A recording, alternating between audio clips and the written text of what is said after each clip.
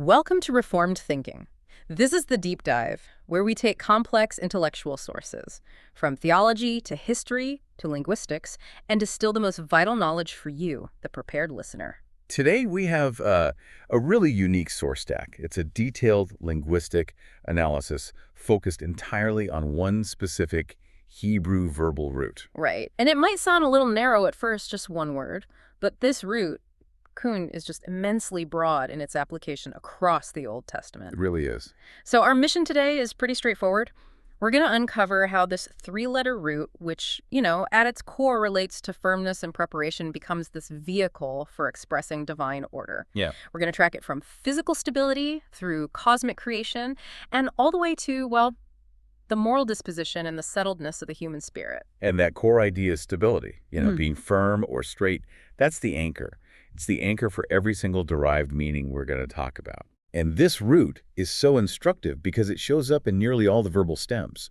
It gives us a complete picture of how stability is actively caused or passively experienced or, intensely established. And one thing we should probably note right up front, which the sources mention, is that the basic form of the verb, the qual stem, is pretty much considered unused. That's a key point.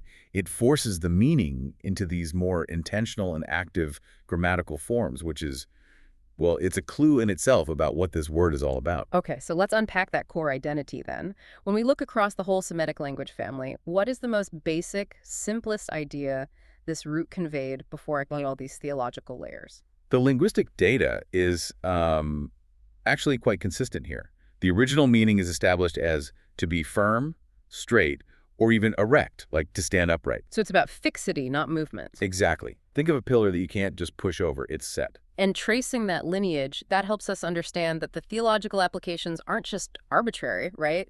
They're built on this physical reality of something being fixed. Yes. And a great place to start is the Akkadian connection. The sources highlight the cognate, kanu. Okay. The Akkadian cognate, which was, spoken all over Mesopotamia, really powerfully reinforces this original sense. Kanu means to be firm, but then it quickly expands. Expands how? Comes to mean be right, be lasting, true, and faithful. Wow. Okay, so the connection between physical, structural stability and, moral truthfulness is there from the very beginning. It's there from the start. Yeah. A thing that is firm and fixed is, by its very nature, reliable and true. If it moves or it fails, it's not firm. It's as simple as that. That immediately connects the dots for us. I mean, if God is establishing something using this root, he's making it reliable. It's not just that it exists, but that you can count on it. It speaks to God's own truthfulness through his creation. Precisely. And if we move to some of the other branches like Ugaritic and Canaanite, we see this concept of stability developing into simple existence, but with a really crucial distinction. So the Canaanite word kuna and the Ugaritic root knn can just mean to be or to exist. Wait, so if they just mean to exist, how is that different from any other verb for existence? What's the special flavor here? Well, this is the nuance that the sources capture so well. The Ugaritic language, for instance, has a derived intensive stem, the L stem, YANNN, which means to create. To create, okay. So when you look at that progression from firm to exist to create, it reveals that Kyoz is not just talking about existence as some abstract concept. It's talking about a stable, fixed existence. Ah, I see. Other verbs might describe things just, coming into being, but Canaanites have this built-in implication that the thing brought into being is simultaneously grounded, secured, and set up for the long haul. That really reframes how we perceive divine action. God doesn't just issue a command for something to exist. He makes sure that existence is orderly, stable, and capable of resisting chaos. That sounds like a very reformed way of viewing God's relationship to the created order. It does. Everything is set up with purpose and stability. It's purposeful. The root is basically saying that the world is not arbitrary or fragile. When God creates, using this root, it adds the layer of, he made it fixed. This explains why it's so frequently used in all those hymnic descriptions of God establishing the heavens and the earth. He didn't just toss the stars out there, he fixed them firmly in place. Okay, so if the core idea is to be firm, then the verbal stems must show us how that state of firmness is, achieved or brought about. Exactly. The sources use this fantastic analogy of a kitchen preparing a feast, and I think we should stick with that because it really helps distinguish the roles of the main stems. It shows the sheer variety of ways firmness is introduced into the world. That analogy is perfect. It translates these dense grammatical concepts into clear functions. You have the act of preparation, you have the resulting state of being prepared, and then you have the act of founding the whole structure itself. So where do we start? Let's start with the most common function, the Hiphil. The Hiphil stem, so this is the causative stem, meaning it causes something to be firm or ready, and it's the dominant stem of this root, right? It occurs something like 110 times. Around that, yes. The sheer frequency of the Hiphil must tell us something about the concerns of the biblical authors. I mean, they seem to be almost obsessed with this idea of preparation. This is the active chef constantly making things ready. It is. Its primary action is to prepare or make ready. In that kitchen analogy, this is the chef chopping the vegetables, heating the ovens, arranging all the servingware. And we see this in really mundane examples. You do. Preparing food, like meat or bread, preparing a gift, or even preparing a road for safe travel. It's the active process of causing something to be set up and fit for its intended use. But the Hiphil quickly moves beyond, just preparing dinner. It starts setting abstract things in place. The sources mention its secondary action, determining and directing. Exactly. You're actively fixing an abstract element. The verb can be used to fix a day or a place, a fixo. When you determine and set a day, you make that day firm and certain. It's intentional. And this brings us right to the big theological application. Using the Hiphil to direct one's heart, one's huo, toward Yahweh. That's the pivot. This feels like a crucial point, doesn't it? The same verb used to get a gift ready is used to fix the human will. So directing one's heart, like we see in 1 Samuel 7.3 or Ezra 7.nizr, is this mental establishment of purpose. You're actively causing your inner self to be fixed, straight, and ready for God's service. And it speaks directly to the need for intentionality in the Christian life.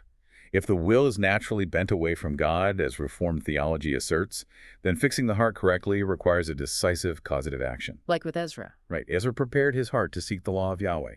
That preparation, that fixing, it's not passive. It is the active Hiphil. It's the human response to God's ordained structure, actively aligning oneself with that structure. And the sources point out this heavy concentration of the stem in 1 and 2 Chronicles. 43 times. That's a huge portion of all the occurrences just in 2 books. So why is the chronicler so obsessed with the Hiphil of Gaben? Well, that statistical anomaly is a key piece of insight. The chronicler's history is heavily focused on legitimate worship and the construction of the temple. Of course. So the vast majority of those 43 occurrences are detailing the extensive preparation and acquisition of materials for the temple, the gold, the bronze, the wood. The chronicler is showing that divine worship has to be characterized by meticulous, active preparation. It's not an accident. So the structure of worship, just like the structure of the cosmos, has to be intentionally made firm and ready. It fits the active chef metaphor perfectly. You're gathering every last ingredient, making sure every piece of equipment is set up before the feast of worship can even begin. So the temple preparation itself becomes a theological statement about divine order. We move from this immense preparation, the Hiphil, to the resulting stability. Right. And if the Hiphil is the action, then the Niphal stem is the resulting state. The finished product. The finished product.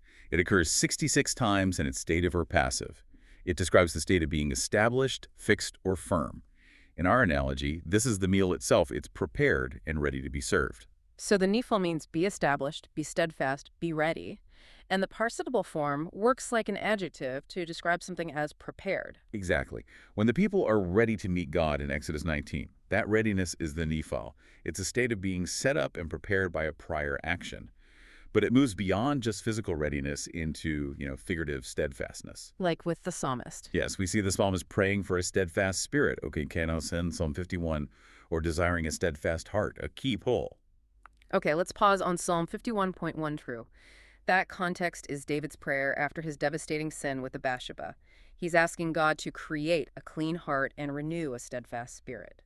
Why is Elsai steadfast firm? Why is that the precise word he needs here? Because sin introduced chaos and instability into his soul.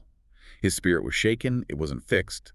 The state he's seeking is one of internal fixity, a heart that is set straight, aligned, and firm toward God, so it won't be so easily led astray again. And that spiritual stability is the result of divine grace and renewal. It is. and it confirms that link between firmness and moral integrity. Which stands in stark contrast to those who are criticized for a lack of stability. Right, we see that criticism in Psalm 78, where the people's heart was not fixed aright or not sincere toward him.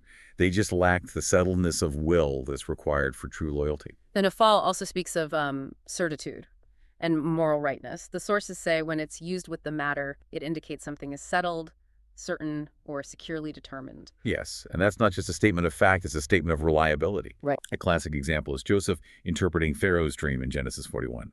He says the dream was doubled because the matter is securely determined by God, and God will shortly bring it to pass. The Niphal asserts divine certainty. So if God has fixed matter, it will come to pass with the same reliability as the earth staying fixed in its place. Exactly, and in a moral sense, the derived noun can mean what is right or uprightness, which shows that moral correctness is inherently something that is fixed and reliable. And that high concentration of the Niphal in Psalms, Proverbs, and Job, the wisdom literature and devotional poetry, that makes perfect sense now.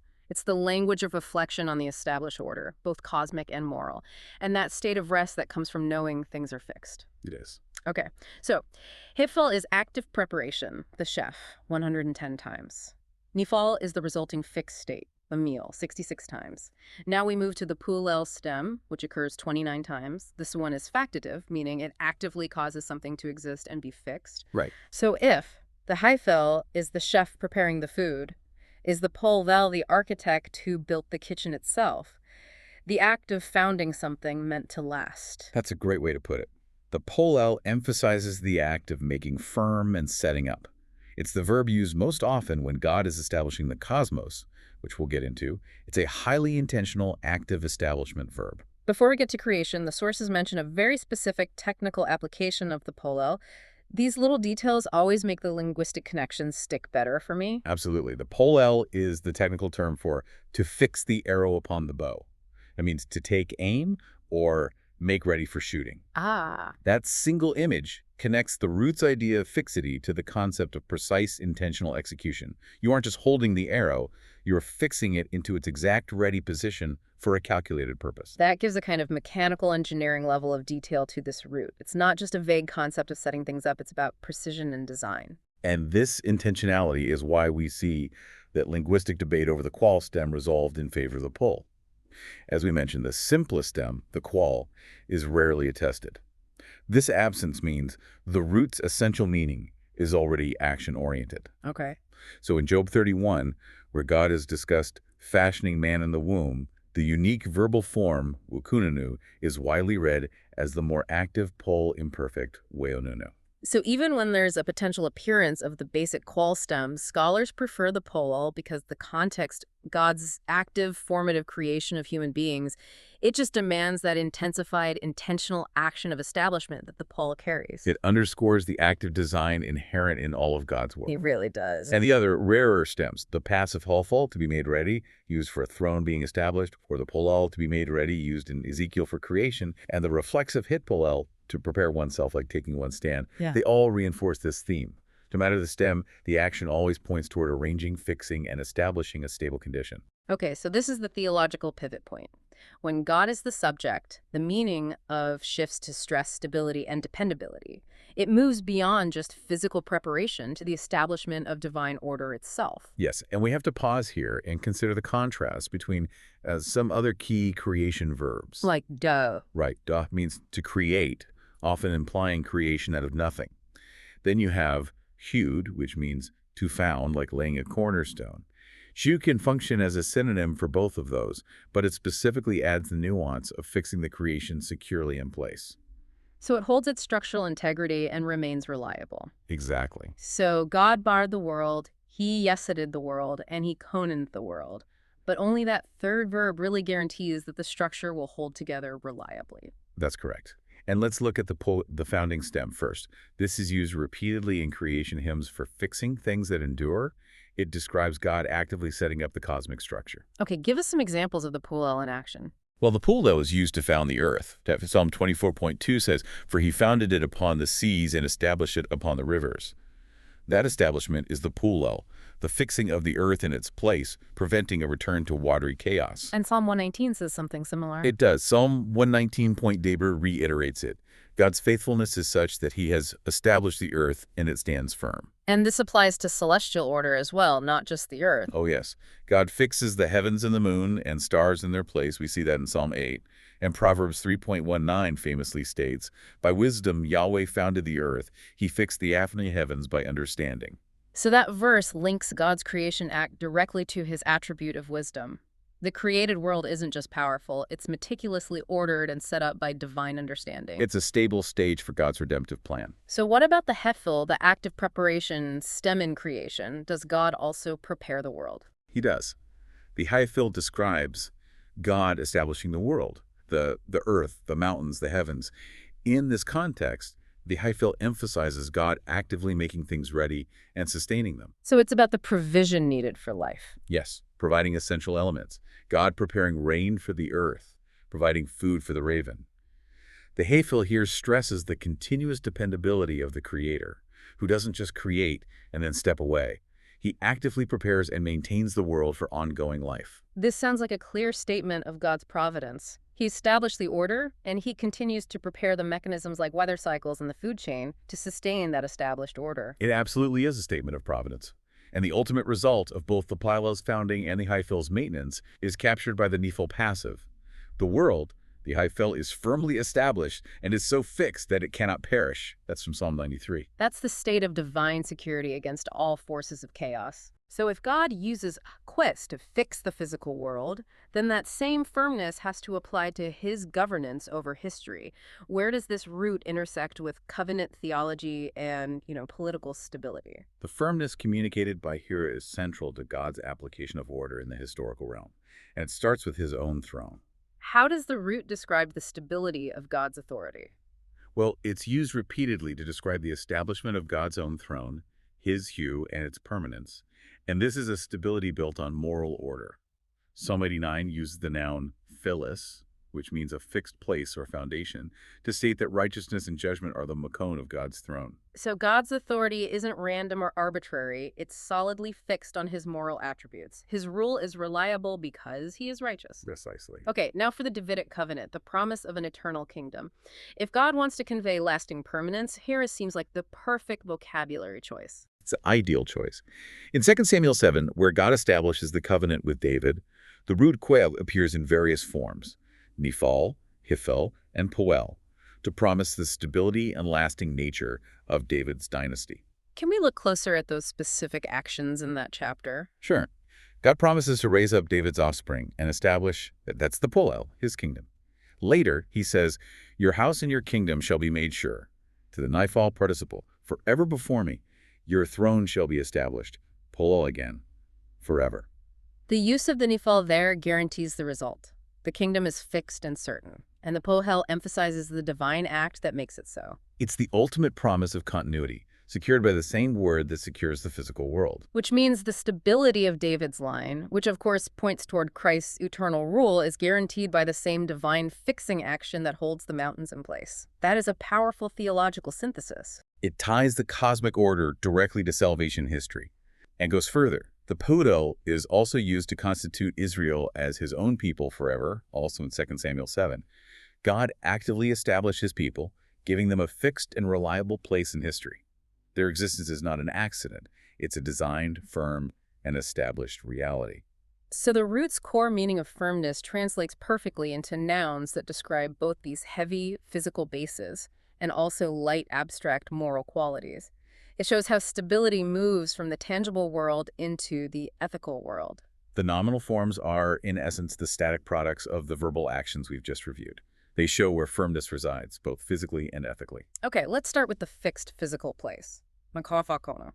The sources say this is chiefly poetic and refers to an established place or foundation. Theologically, makon is highly significant. It designates the fixed place of Yahweh's abode on earth, like the sanctuary or the site of God's house in Exodus 15. So when the people sing of God leading them to his fixed dwelling place, it guarantees that worship has a secure, designated location. Exactly. Yeah. And figuratively, it refers to the fixed foundations of the earth itself, demonstrating a reliable physical reality. But the most concrete term, and one that is geographically and historically specific, is Makona fixed resting place, base, or stand. This noun gives us a tangible anchor.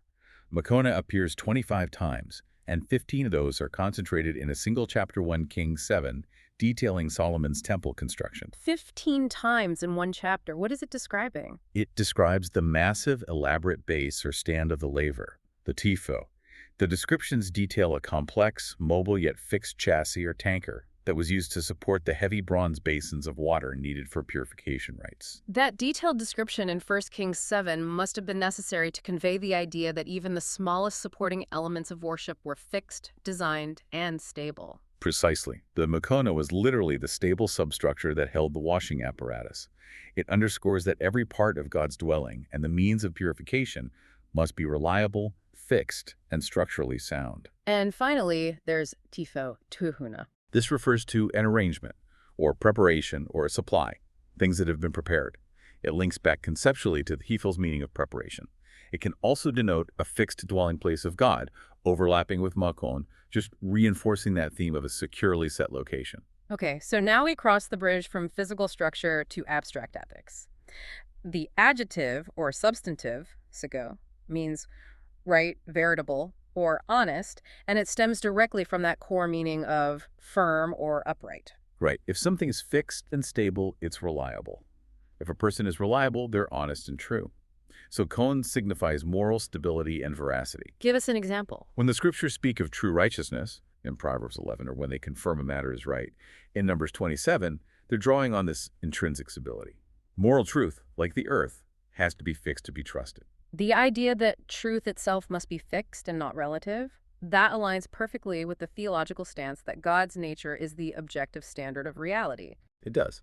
And we also see the Niphal participle, functioning as a noun or adjective here, meaning established, sure, certain. Abstractly, it confirms a firm conclusion. When Joseph says the matter is sure, he's confirming the certainty and veracity of the divine prediction. In moral terms, this just translates to uprightness. So for the person seeking to live in accordance with God's established order, this root provides a really essential vocabulary for spiritual life. Yes, and we have to return to the Hiphil stem here, which requires the believer to actively fix their will. This is the practical application of Reformed thought, recognizing the necessity of intentional self-direction in our sanctification. Using the Hiphil stem with the Hebrew word for heart, we're talking about actively directing the heart toward Yahweh. And that phrase is not aspirational. It signifies a resolved and firmly intentional attitude toward God. As we noted with Ezra, one must actively fix oneself aright. It requires discipline and intention to stabilize the internal will toward the divine standard. Because the unregenerate heart is naturally chaotic and unstable, drifting away from God. So the Hiphil action is necessary to set the spiritual compass firmly. It is. So the same verb used to prepare the vast resources for the temple is the precise word used for the internal readiness of the human heart. That connection elevates the internal discipline of the believer to the same theological standing as the physical acts of worship. It absolutely elevates intentionality. The heart, which is the seat of the will and the affections, must be fixed, grounded, or stabilized toward God's law before true worship or service can even occur. And this necessity is why the Niphal stem is used in condemnation, right? Exactly. Those whose hearts were not fixed aright in Psalm 78, they lacked the internal stability to maintain their loyalty, and it resulted in spiritual failure. So if the Hiphil is the active work, the preparation, and the alignment of the will, what is the resulting state that the believer is seeking? The resulting state is the Niphal, the steadfast heart, the u'an, or the steadfast spirit. This is the passive result of the active Hiphil preparation, empowered by the Spirit. We prepare using the Hiphil, and through God's grace, our spirit becomes steadfast, the Niphal. And this stability reflects the cosmic order God established. Our internal life aligns with the dependable reality that's external to us. Yes, the sources basically describe a correspondence principle. What God did for the cosmos, the polel and Hiphil, leading to Niphal stability. He requires us to mirror internally through our active preparation, our Hiphil, leading to our spiritual stability, the Niphal. And beyond the heart, the root also speaks to God's continued active involvement, his providence in the believer's life and in creation. It does. The Hiphil is used to describe God directing the steps of a man, his heme, or making one's steps firm. How does that differ from the Hiphil applied to the heart? The heart Hiphil is the internal preparation. The steps Hiphil is the external guidance. God actively causes the believer's path to be straight and stable, aligning our actions and our direction with his established order. It's God's ongoing preparation of the road we walk. And this activity confirms God's sustained care and provision for creation, tying back to the cosmic order. Yes, the Hiphil shows God making ready or providing for his creation, preparing rain for the earth, food for the raven. These are continuous, specific acts of maintenance, not just a one-time creation event. And it even applies to his own attributes. Most significantly, yes. Yeah. It applies to God's moral attributes, Thanks, such Sid. as keeping his faithfulness, his asai unshaken, which we see in Psalm 89. The Hiphil demonstrates the reliability and dependability of the sovereign God, who not only set the world in place, but sustains it through continuous, active preparation, ensuring his own word remains fixed. So this deep dive into moveness has tracked the movement from this basic idea of stability to active preparation, the Hiphil and the resultant state of certainty, which is the Niphal.